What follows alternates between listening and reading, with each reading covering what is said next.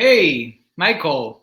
Hey, Huáscar, how's it going? How are you? I'm going to take a quick look and see how live we are on Facebook. So Yeah, um, see, I don't really, but anyway, I'm just gonna we can vent for a little while. Thank you so much, Michael, for being here. I'm really excited to share this panel with you. I it's incredible to share any panel regarding these two countries that we've been covering for so long, but to cover it with a journalist that I admired for so long, and have been in places to report on one of the most important moments in history. I want to take a quick minute before we start our little conversation to just thank Teatro Sea, um, Angel Antonio Ruiz, who's made this festival possible, Borimix, and this year with Haiti. The Edgar, who's been in the technical end of everything, helping us put on this panel together. And I just wanted to point out one quick fact. You know, I was going through my notes to see one of those pivotal points that we could discuss, and I realized that in 1952 Puerto Rico had a folklore festival, and it included different islands from Caribbean, and it was right at the threshold of Puerto Rico becoming the ELA, Estado Libre Asociado, yeah, um, and it was a way for uh, the U.S. and Puerto Rico to bring attention back to the Caribbean, especially as a unity. The Christian Science Monitor sent a reporter to Puerto Rico, and some of the really great notes from that um, uh, express some of this incredible event that, for some reason, then eventually it sort of didn't replicate itself. Uh, I think since I started reporting on Haiti, I always ask myself, why is Puerto Rico so detached from Haiti being part of the Caribbean? And there's tons of reasons. Um, but I was hoping that before we begin, I just thought maybe you and I could talk a little bit about our experiences in both countries. And if you don't mind starting telling us, your Haiti and your Puerto Rico experience. sure. I have something of a family connection with Puerto Rico. My grandparents lived in Mayagüez in the 1970s. Before moving to New York, they had lived in Argentina for quite a number of years in Rosario and Buenos Aires. And myself, I first came here about 11 years ago. I had been, Haiti was kind of my first love in terms of travel and in terms of journalism. I went there for the first time in 1997 and was immediately seduced, as I think a lot of people are, by the music, the culture, the warmth of the people, the Shakespearean political dynamics that were going on. And so kept going back and back and back and lived there for basically about 4 years off and on between 2000 and 2004. And it was the subject of my first published book. And but I always had this interest in Puerto Rico, not only because of the family connection, but because of the very fraught relationship Puerto Rico has with the United States.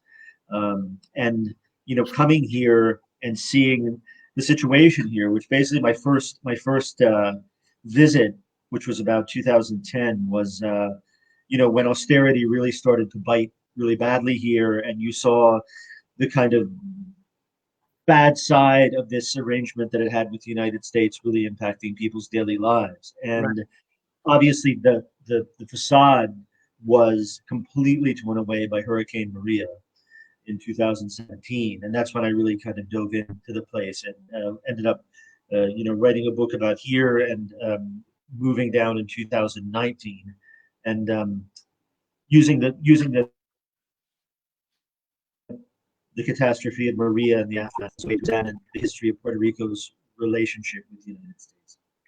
And just to note that there are several Haiti, but two Haiti books. Yeah, Right. well, So by me, there's a bunch by other people. Right, right, no, but no. Did it yourself? Right, right. So, and then the one when the sky fell, which is about Puerto Rico, and if that book, if people that are watching want to pick it up, it's a great, very brief history of how colonialism affected Puerto Rico, and in the context of the hurricane.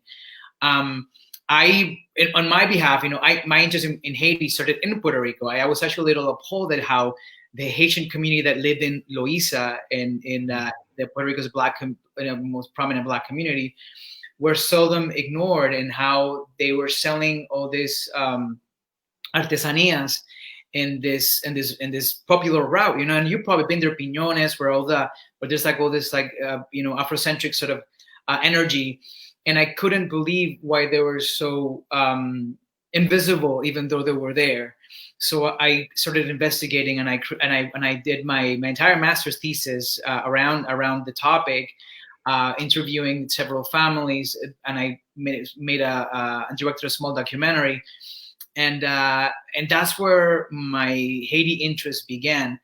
Quickly after that, I mean, I think I wasn't even done with my thesis when January 2010 happened, and I was a fellow at Columbia University's Dart Center for Journalism and Trauma, and they knew of my interest, and they kind of helped me and guided me through the process of reporting during a crisis in Haiti.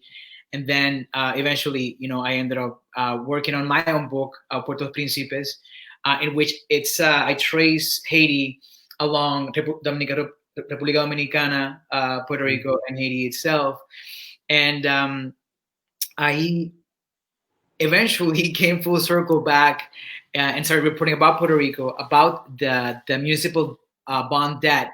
And you picked up some really good points that I wanted to point out later. But I wanted to ask you a question about reporting. I have two questions, and the first one, it's how we're both in places that were not our own. We're both pretty much two reporters in a country that has been battered by economy, by, like you said, the political upheaval. How did you find it? How was your strategy to penetrate Haiti and to work within Haiti? It's interesting, when I moved there, and when I lived there, I was of quite modest means, as I still am. And so one of the ways that was very useful to me in terms of getting to know Haiti on a very basic daily level was I didn't have a car. So I had to take shared taxis and tap taps, which are the kind of camionettes, and moto taxis. And that was number one, great Creole practice, because at the time you're kind of a curiosity when you get into a shared taxi in Haiti, and you really got to hear what people were thinking, and the kind of everyday conversation, whether it was about the price of rice, or it was about security, or it was about upcoming elections. And I think one of the complicating factors, I guess, is when you get into the NGO world, when you get to where places have people who have lots of money, and they have drivers, and they have compounds and stuff. Those people, I think, unfortunately are sealed off in a way that doesn't really give them as much of a chance to develop a rapport with the country, so as to know kind of what's going on. I'm curious. I have for you, when you first went to Haiti, having been fairly well traveled before that and stuff. What were your impressions when you first? I mean, it was not in a perhaps typical time when you went there, but still, what were your impressions when you first started traveling around? So immediately, the moment that we went we went over Himani, and we reached the border, we crossed the border. The moment that we started, the I went with the caravan of folks with the Dominican Republic, this aid group that was also there to help. Um, I immediately hooked up with another reporter, a war reporter called Marco De Lauro, and we actually found a spot at the UN to sleep on the MINUSTA.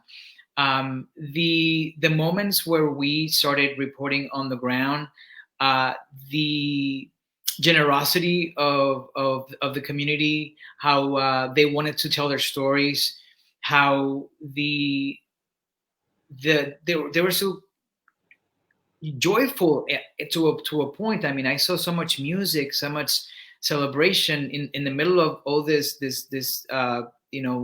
terrible natural disaster. I just saw a lot of hope and camaraderie. So they had, I saw at the tent camps how they had set up within weeks. They had uh, local government governing bodies. They had each camp would have people that were in charge of food, they were in charge of security. At night, they would blast music to make sure that people were awake, that there was party and celebrations, and nobody would try to come in and try to rob from other places.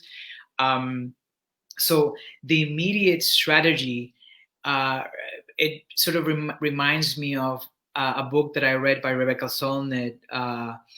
The name escapes me right now, but it when some of the most tragic moments, like September 11th, or um, uh, fast or all over the world, but she explores specifically certain places on the Western Hemisphere. The camaraderie, the way that the communities come together. So that's what I experienced the most, and that I admired. And the other component was how quickly other nations and other international or aid organizations came to sort of help, but at the same time, cripple the recovery process at the same time. It's funny you mentioned this impulse, this human impulse to have some sort of camaraderie and community, and even some kind of cathartic release in terms of celebration. Not celebration is perhaps the best word, but some sort of like spontaneous ceremony, because that's something I saw here too. I mean, after Maria, I remember I was in Ibonito, and basically the electricity for all around the mountains was gone, except in the very center of Ibonito. Somehow there was electricity there. So that's on the Friday night I was there. Naturally, that's like where everybody came.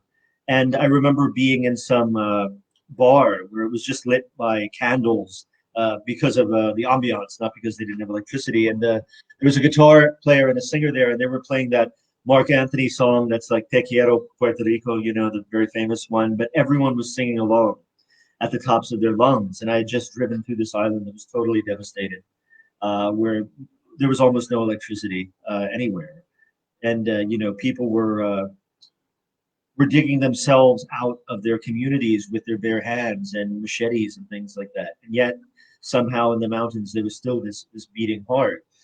And that's, I think, something you find a lot in Haiti over the years. I mean, in the 24 now almost years I've been going there, they through all of these crises, multiple changes of government and political upheaval and the hurricanes and the earthquake and all this stuff, there is somehow this heart that is the same heart that overthrew the French and succeeded in abolishing slavery and gaining Haiti its liberation when the U.S. was still a slave-holding country. Right. That still beats somehow, despite all of that. Um, I wanted to ask. I think the first when I first read your second Haiti book, I remember commenting that one of the opening scenes, it was so sublime because before we reach into the very traumatic history of the country, you talk to a family. There's a woman. There's a family there, and I wanted to explore the narratives. How you and I create narratives to give humanity and make sure that our work doesn't traumatize further by focusing on things that might distract. I mean, I think you and I have seen a lot of reporters either become the center of the story, others that have uh, been a little too fast with the trigger, tweeting away things that maybe you shouldn't have tweeted. There's Yeah. that case with Mother Jones that everybody knows about. Yeah. Um, but see, you and I are not not digital natives. We Yeah. went there to record and to think and to then ruminate and then produce. And I wanted to talk. I wanted you to tell me a little bit about how you made sure that your ethical reporting created an image of Haiti that was real, was was complete bloody at times, but at the same time not hurting the country? Um, yeah, that's a good question. I think that's something that all ethical journalists struggle with, both because of the ethical questions themselves, and also because of the question of like, am I really getting the actual story, or are people telling me what they think that I want to hear? In Haiti, I mean, it's a complicated place, and often you see journalists go there from the outside, and they come back with this kind of "I alone escaped to tell the story" of like, oh, it was so dangerous and all this stuff. And certainly there are moments of violence and there are moments of danger, but it's also an incredibly beautiful place. It's a place that I think has the greatest tradition of literature in the Caribbean. It has half a dozen genres of music that are really vibrant and fantastic. And visual art, there's an urge to beautify things that you see on every piece of public transport going around there. So there's this kind of melange of aspects to it. And if it was just all depressing and all political violence, why I wouldn't have spent 24 years of my life or whatever going back and forth there all the time. And I have to say, in Puerto Rico too, I find, to me at least, being an outsider, I find that the image of Puerto Rico, I mean, especially in the kind of mind of mainlanders, I would say, you have a couple of images, one of just beaches, so one of Viejo San Juan, basically, and they're all these kind of tropical, bacchanal almost getaways. And Puerto Rico certainly has that aspect to it, but it also has the mountains, which Right. to me have a completely different energy and completely different ambiance to the coast. And it has this history of almost like a recessive gene of defiance of being part of the United States, from Albizu Campos to Los Macheteros to these other, more, I would say, like nonviolent aspects of manifesting that. Right. And the strange thing is, and this is something that infuriates certain sectors of Puerto Rico's political class when I talk about it, but I could totally understand the compulsion towards statehood, towards ending the second-class citizen of Puerto Rico. Like, okay, either statehood or independence, one or the other. But this, what it is now, probably can't continue. But I can think of fewer worse vehicles than the governing party for which to achieve that person. And I think that whole complication, uh, you know, has to go into writing about it, because despite the fact that we have had this duopoly governing Puerto Rico for decades and decades and decades, there's so much more to the story of the struggle of Puerto Ricans than simply the status question of the island. Right. And in fact, sometimes I think that's a distraction towards the daily life and the daily struggles of everyone here, Yeah. uh, as you know better than me. I wanted to take a chance and pick a topic that you mentioned. It was, when people want to tell you what they want to say, but you don't really know exactly if you're translating correctly, or if you're getting, what the story really is. And that's something that reporters, we have to do with that a lot. Um, in Haiti, I don't speak Creole, and I needed to have a translator. And what I tried to do to kind of offset that reality of dealing or reporting on very, very difficult and delicate subjects was also to try to uh, a speak with other reporters in the area that were, that I could talk to. They could give me some of the info. I spoke with Mari Vio from Signal FM, and I got a lot of his first wave knowledge of how things unfolded after the earthquake.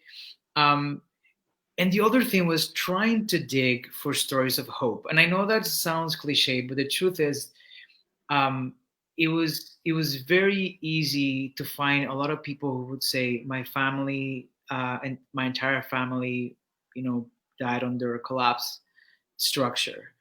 Um, and or I remember my driver telling me things that he actually saw and people that he helped out of buildings.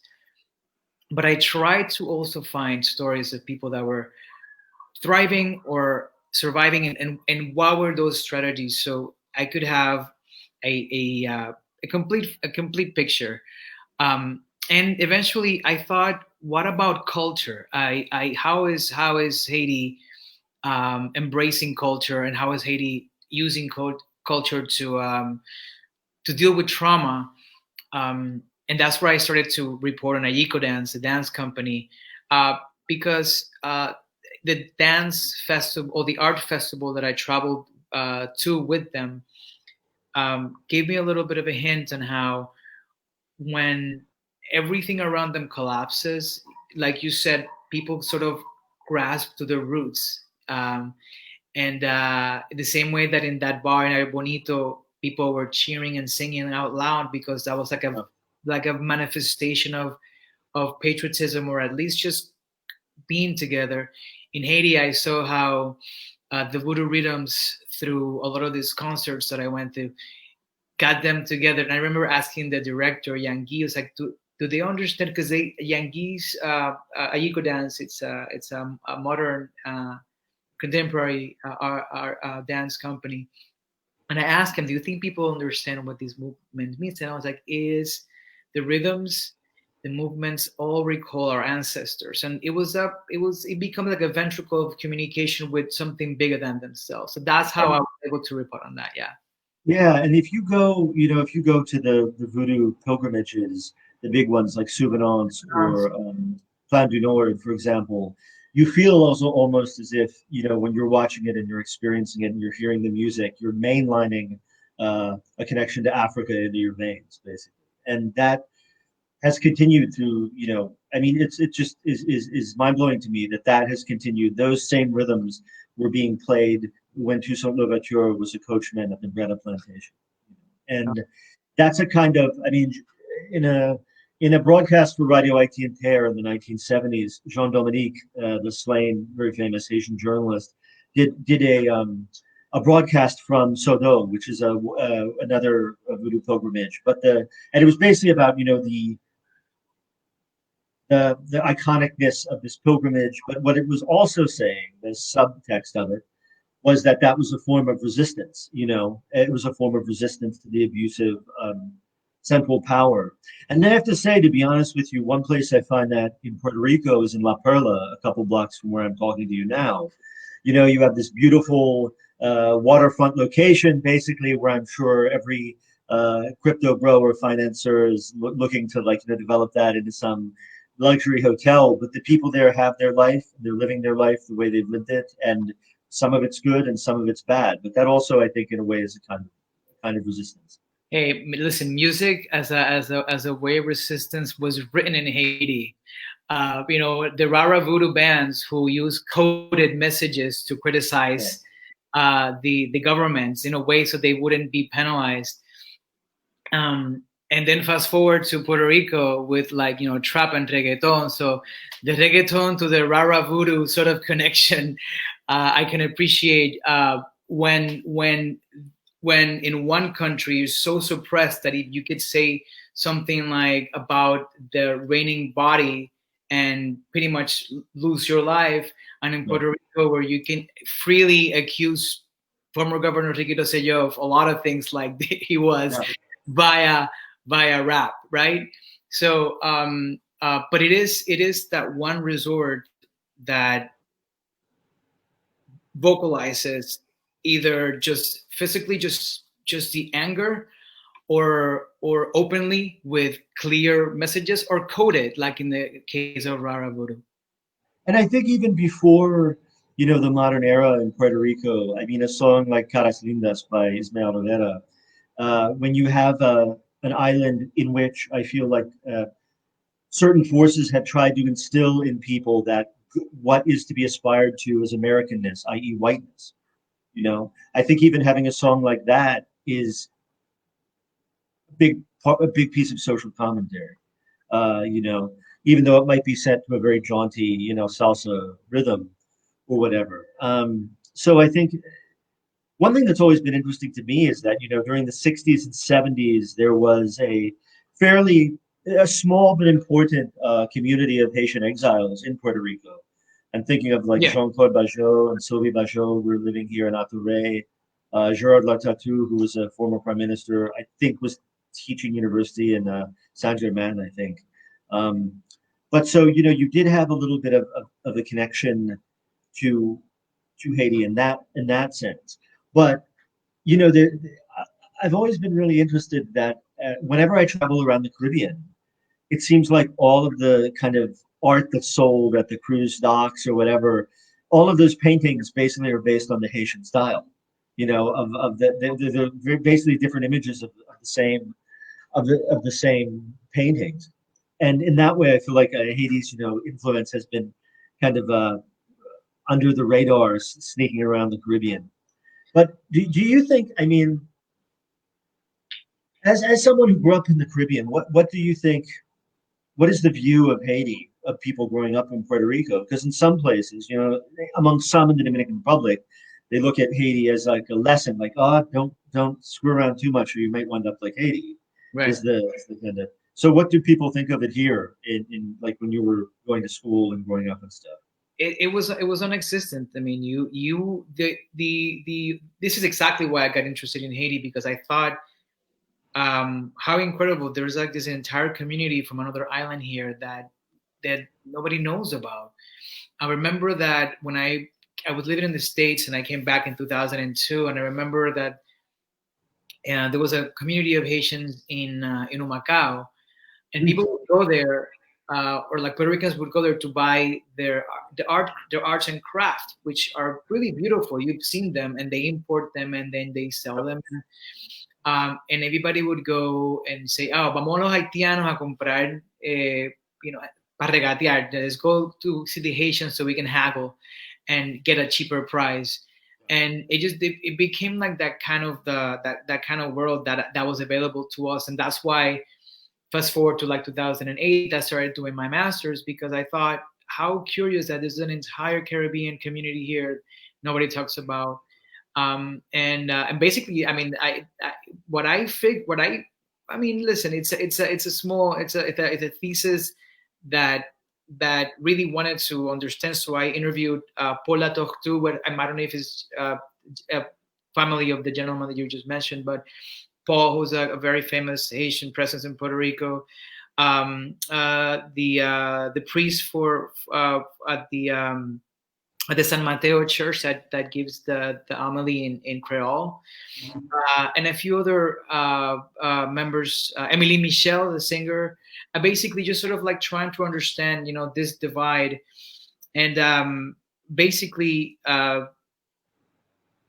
the conclusion is, Puerto Rico was so Americanized that we were distant from Haiti. I mean, I spoke with a lot of people. Again, 1952, we had the big festival where Haitian bands and singers and dancers were in Puerto Rico, as well as from Martinique and other islands. In the 80s, there was a point where, like, Haciendo Punto en Otro Son, that famous Puerto Rican protest music band, was also creating some extending theirs. Ana Lidia Vega, the writer who who wrote about, the Confederation of the Antilles, and there's a lot of interest, but somehow, the Haitian as an idea just didn't expand the way that, that we would have liked. That's why Body Mix this year with IT, it seems like a dream come true, because this is exactly a way to sort of bridge those gaps. Well, and one thing that's always I've always struggled with is trying to figure out why Haiti is so it's always kind of treated at the margins, even among CARICOM. Like Haiti's the most populous member of CARICOM by far, and not so much anymore. But 10 years ago, it was very much treated, I think, in a kind of second class kind of way. And yet, at the same time, everything that the rest of the Caribbean aspired to, independence, kind of self liberation, the Haitians did that decades, and sometimes more than a century, than anywhere else, basically. Yeah. And the even though Puerto Rico and Cuba obviously have this long connection and were ruled jointly by Spain for years and years, uh, the stories of Haiti and Cuba are somehow linked to me, especially because the Haitians historically went to not just the Dominican Republic, but to Cuba to cut cane for generations and generations and generations. And so you have a lot of this, and from Jeremy, which is this city on the south west kind of point of Haiti, and that little isthmus, the Grand Anse. You're so close to Cuba there, and Cuba's so close to Haiti that when you're on either side of that channel, you really feel, to me at least, the connection. And for me, when I'm in Puerto Rico, when I'm in Mayagüez, when I'm in that side of the island, to me, you feel almost like you're sinking more into the Caribbean, whereas San Juan feels a lot more Americanized to me than once you leave the kind of environs. Did you? I mean, aside from Louisa, obviously, which is to me has always seemed like the beating heart of kind of Afro Puerto Rican culture. Um, are there other places around the island that you think they've had a holdover of that kind of cultural connection as well, that I maybe missed? With Haiti, I not really. I mean, it was it I didn't. I mean, I did research with some musicologists from Puerto Rico who actually they're doing great work in Columbia University, and there is always influence, but there was never the connection that we would like. I mean, it still. I mean, like there is um, a spirit and a very strong uh, a music scene of bomba y plena in Mhm. Puerto Rico, but it's still not elevated the way that it should. Um, Even less so if we have any sort of influence of Haitian culture in Puerto Rico. I think that's changing a lot. I think as Puerto Rico becomes a little more open to the rest of the Caribbean, as there's a different perspective of the U.S. I mean, I that's a huge different kind of topic. I don't know if we would ever our eyes would veer, outside of the North the way that we have been looking for so long. But I do have faith that um, we start seeing the cultural benefits of reaching out, across the Caribbean Sea rather than just the Atlantic Ocean. Yeah, no, certainly. Do you think what is your analysis? I mean, of the way Dominicans are treated in Puerto Rico? Because obviously there's a large Dominican community here in Barrio Obrero and certain other neighborhoods. Um, I mean, obviously, there's some I would say there's some marginalization of that community here. Would you say that's accurate?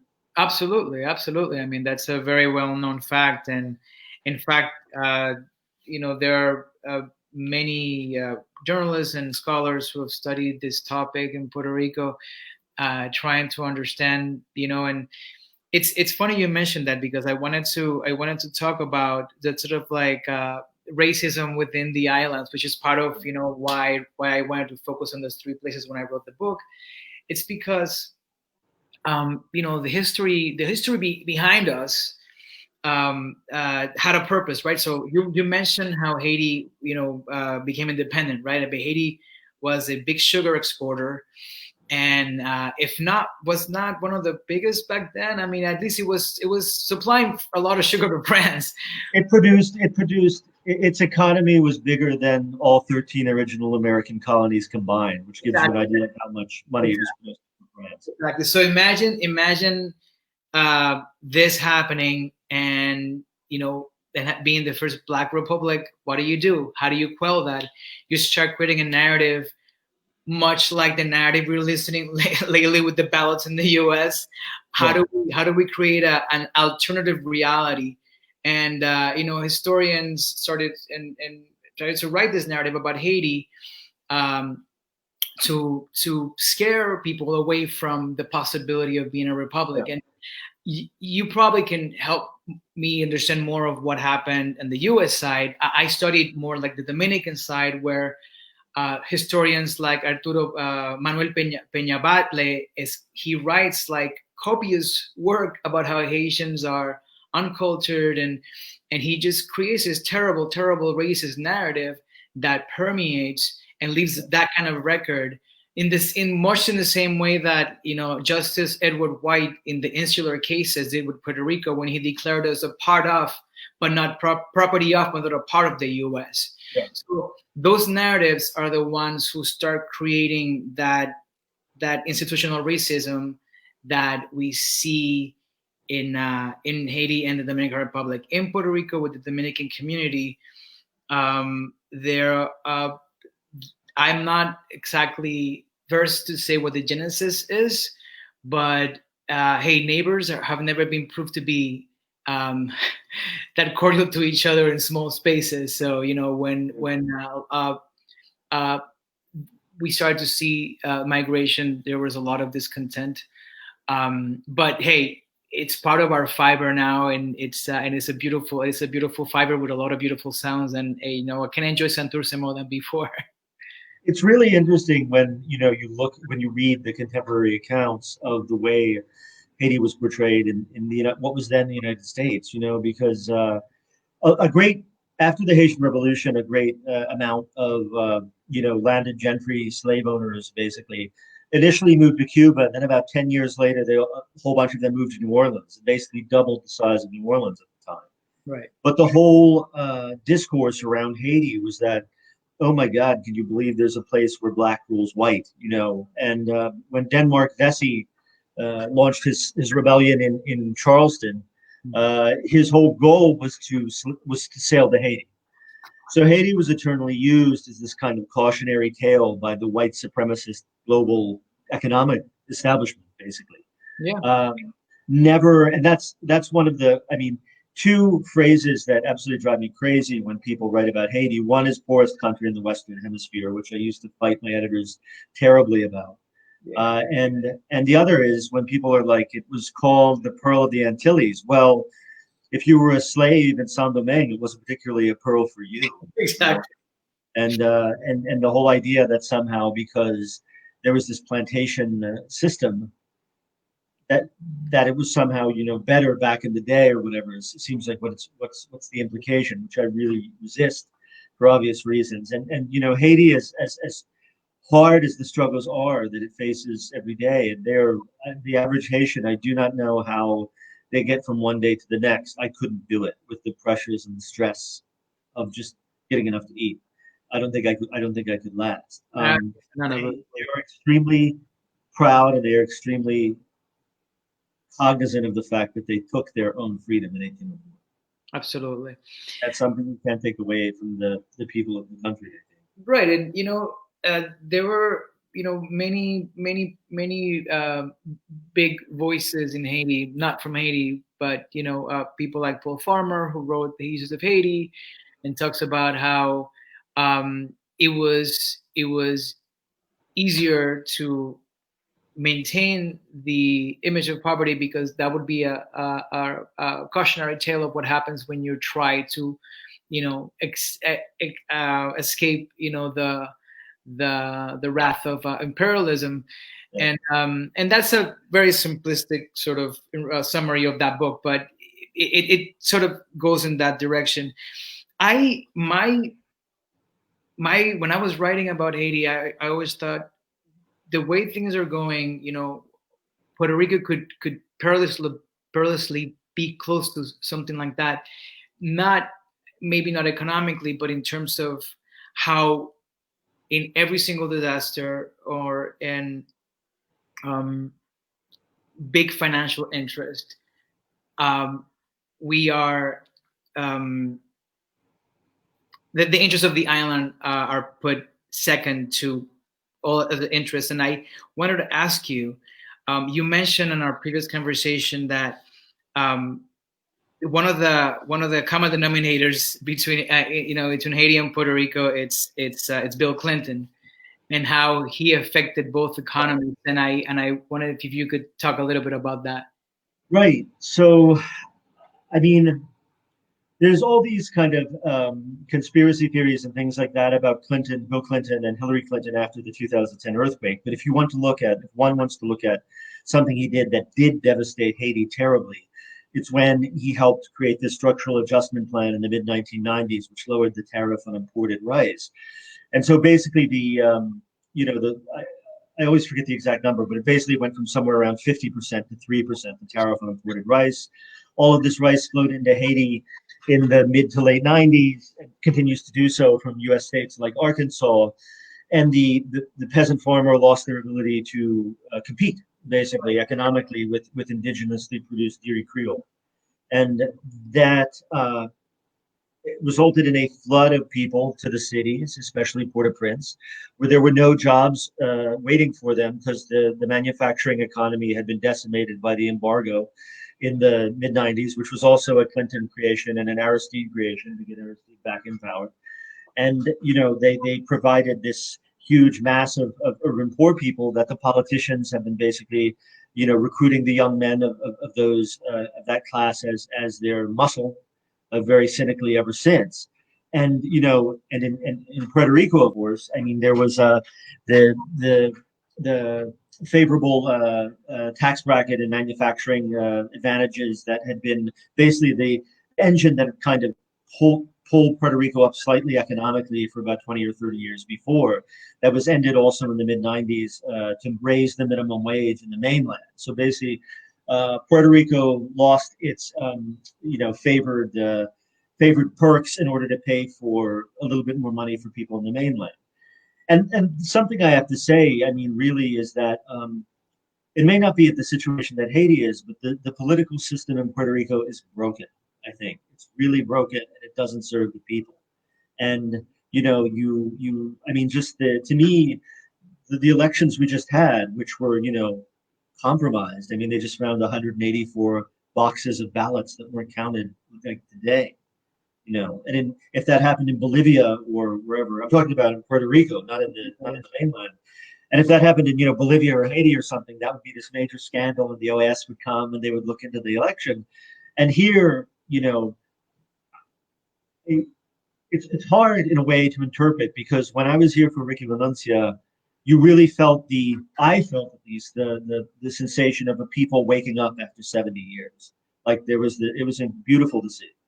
And they won. They got rid of Roseo, who they didn't want, and then they got rid of Pierluisi, who was technically divested by the Supreme Court, but people were demonstrating against him as well. And now it's like a little over a year later, and Pierluisi is back as governor. And the PNP, though their majority is not as big as it was, and there are some other party candidates, not just the PIP, but the MBC and Proyecto Dignidad in the legislature. Basically, it seems like the system has proved to me more resistant than the protests of the summer of 2019, which to me is very sad, because I think when you drive around Puerto Rico and you see the conditions people live in, and you see the stresses they're under, and you see that everybody has to, if you're a young person who has any kind of ambition, basically you have to leave. Right. And that's sad. And that doesn't seem to me like a system that's working really great for the people here. Absolutely. We had also in both of our research, we have discussed the economy, and like you said, the broken system, specifically how after Clinton negotiated the elimination of the 936 tax break companies to be able to give Congress, was it the minimum wage, right, Gingrich? Hike the minimum wage, yeah. Right, to increase the minimum wage. So again, sacrificial lamb in Puerto Rico, and then the economy over the course of 1996 to 2016, that goes along with when the Navy leaves, there's another chunk of money that leaves, and suddenly Puerto Rico is in a financial spiraling economic downturn. And all of a sudden, we have the Sanchez Vilella case, and then all of a sudden the curtain falls, and then we have realize that the associated statehood is a sham. It's and we start to see how these colonial structures create the economic conditions that describe what you just said. Seeing how the youth to be able to go get somewhere, has to leave. And we're talking about things like the municipal bonds, that debt, how it decimated, but also how the system allows, because the foreign companies and even national companies from the U.S. and Puerto Rico, because their money goes outside of the island, it's not retained here. So our gross domestic product is really low, and I don't know, just in 2000, I think it's 2010, about $33 billion left the island from Yeah. companies here. And that's one thing, that I've certainly seen is you see all these people kind of reaping the benefits of parking their money in Puerto Rico, basically, or like generating income for themselves here. But I really don't see that changing the quality of life of the people. And even before Maria, I mean, I would drive around the mountain towns, and you would see every year like more shops closed, more people gone, and to the point where you would think, my God, there's not going to be anybody left. And now that we had the storm and the earthquake and now COVID, it's really tough on the island. And one thing I have to say too, I mean, just like my own kind of strata of society, i.e., gringos who come to Puerto Rico, or mainlanders or whatnot. I mean, the way most of them behave here turns my stomach, to be honest with you. I mean, it's this idea of, I'm going to come down here, I'm not going to bother to learn Spanish, I'm going to rent some apartment really cheap, and live out my fantasy of being whatever, some sort of master of the universe down here, because it's much cheaper to live here than in Manhattan, obviously, or Silicon Valley.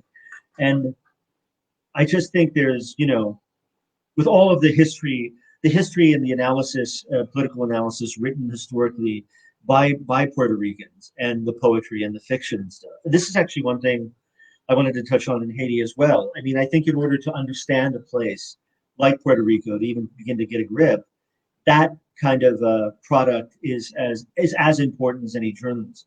I mean, because one of the ways I got to know Haiti and got to know kind of the significance of the political tapestry I was seeing was through the writing of people like Jacques-Stephen Alexis and Jacques Romain and Lionel Trouillot and Yannick Lahens and people like that. And, here as well, I mean, a book like Insularismo, Right. which is really just, opened my eyes to a lot of so many aspects of Puerto Rico's political dynamic and history and things. And those things, if you're doing a journal, if you're working as a journalist in a country, whether it be Puerto Rico or whether it be Haiti, I think you really have to ground yourself in those works as well, and not just read whatever was published in the last 6 months in in a newspaper or something like that. Which is exactly my next point. If we want to understand and have some sort of connection with our Caribbean neighbors, we have to read. And there's a ton of stuff out there. First of all, there are resources on the internet that anybody can find. I mean, we have Bello singing, here at Yeah. the Mix, which is, to me, was a privilege. Amélie Michel, another amazing musician. There's a ton, but you have here the Haiti Cultural Center here in New York, Mhm. where there's access to knowledge. There are exhibitions. Um, and there's also the written word. There's the when I was trying to understand, I found so little information. I mean, I eventually, a lot of sociologists, like um uh, I think Melanie Mooney, I think is one of her names, she writes about religion in Haiti. And there's Stephen Glock, and there's a lot of, and Silvio Torres Silent. There's a bunch of amazing scholars. And then on our side was Amy Winelands and you, and I mean, and there are a lot more. But um, I wonder why these narratives didn't weren't elevated. But again, I think it is one of our privileges, I guess, and our objectives and our responsibilities as writers to keep talking about these topics. I mean, and I'm glad that we have this forum, because we could keep inspiring folks to know more about these two beautiful places that we had the privilege to report on, and that we actually have a connection to. Yeah. And I would say too, if anybody's watching this who's like a French speaker or a French reader, I mean, there are some Haitian writers who unfortunately haven't been translated in English very much, but historians like Roger Gaillard or Georges Corvington, Thomas Madieu, people like that. Gaillard in particular was his histories from basically the liberation of Haiti to up to and including the first U.S. occupation Right. in 1915 and 1934. They were, I mean, I would have been lost understanding the history of the country without them. And unfortunately, those books are really hard to find. I mean, there used to be quite a few bookstores in Port-au-Prince. There still are a couple, but those books, I mean, if I find one of them, I just buy it because I have no idea if I'll ever see it again. The ones I don't already own. And yeah, I mean, I think with Puerto Rico, hopefully, um, I would like to see a more deep and well-informed discussion, certainly among English language media, that makes more of an effort to hold those who ultimately control Puerto Rico's destiny accountable, which is the president and the Congress in the United States, not here. Absolutely. And sort of a starting sort of a closing remarks is that when catastrophes occur like Haiti and the earthquake and Puerto Rico and Maria, when the countries are trying to rebuild, they have to put culture high in their budget. I mean, when Haiti after the earthquake, the UNESCO director, tell me, like I pronounce his last name, um, he said, I read the entire manifesto for reconstruction in Haiti, and I found no one mention of the word culture.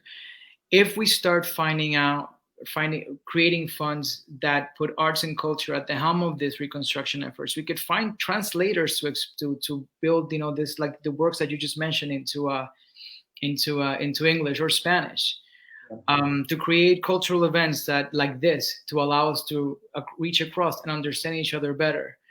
um, so if I believe that these are the kind of events through knowledge, but also through the prism of our modern and traditional uh, artists and representatives and scholars, we can start to create that bridge that could unite us, but also to enrich us as islands and as sister islands.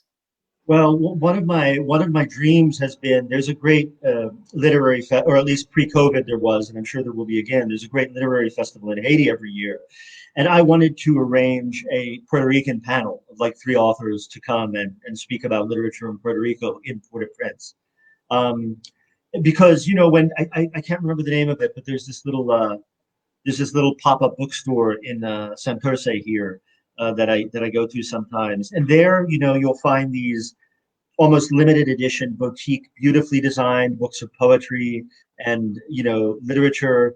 Which I mean, I love buying stuff like that. I love buying these lovingly designed things that someone really has put their heart and soul into, and reading them gives you a real insight into the true experience of people here, not the fun in the sun cliche that they try to get everyone to come down here to Isla Verde or whatever, but the actual experience of what does it feel to grow up in Lares and the place that your mind thinks of as a big city is Mayagüez or Ponce, not New York or whatever. And I Absolutely. think there's so much exchange and there's so much commonality that could be shared by these two islands. I'd love to see it kind of given a little push so that could happen. I think to add to that, I also would love to see, Haitian and Puerto Rican artists, writers, dancers, musicians, choreographers get the spotlight, get the chance, to travel the world. I mean, I've seen a lot through Ayiko Dance, but they relied mostly on international funds, on and and countries and places get really generous after a tragedy. Puerto Rico received a lot of grants through many famous art foundations to impulse a lot of work. Um, uh, and that's great that we get that international hand, but I think it also has to come from within. So the voices that are speaking from the island are also from within the island. I don't mind being a voice that goes to any country and tries to elevate, justice and equality, or just simply celebrate art. But I'd like to, see that generation that you just mentioned earlier, the young and the young, and I mean not in age wise, but the young as in incipient, as in that have a lot more to offer. All those artists in any age to shine and to become beacons of those spaces that we rarely see. Yeah, no, I agree. As the you know, as the title of my book says, Haiti will not perish, and I think the same thing about Puerto Rico as well. So, All right, Michael, this has been amazing. Thank you so much. It's so good to see you. Uh, likewise, if listen, if your book, where's your book available? It's on Amazon. everywhere. Yeah, I mean, it's on Amazon, it's on Powell's. It's carried by a few. I mean, I'm not sure what the bookstore scene is like in New York right now, if places are open or not. Oh, But it's people are being reckless now. Don't worry. okay, yeah, I was gonna say like, yeah, you can find it. I think McNally Jackson was carrying it. Well, But yeah, I mean, I'd love to. Hopefully we can let's try and hash this all over in on the other side of the COVID epidemic at maybe some dive bar on the Lower East Side or something like that. absolutely. Hey, it's been waiting for us. Yeah. Uh, so I think we'd like to conclude this amazing panel. Thank you again, Antonio and Antonio Ruiz. Thank you, Edgar, for your help and your assistance. To Teatro Sea, um, and overall to Haiti and Puerto Rico for inspiring us, for giving us, light and impulsing us for the most, for our adult lives as writers. And I think that there's a lot more fuel there for us in these beautiful places. And thank you everybody for tuning in. And I'll hopefully, if you have any questions, my name is Huáscar Robles and Michael Deibert. You can talk to us in Facebook. And you're interested in our work, it's also available through us or through different media. So just ask. Okay. So thank you and have a great night. Bye, everybody. Bye, Wascon. Take care.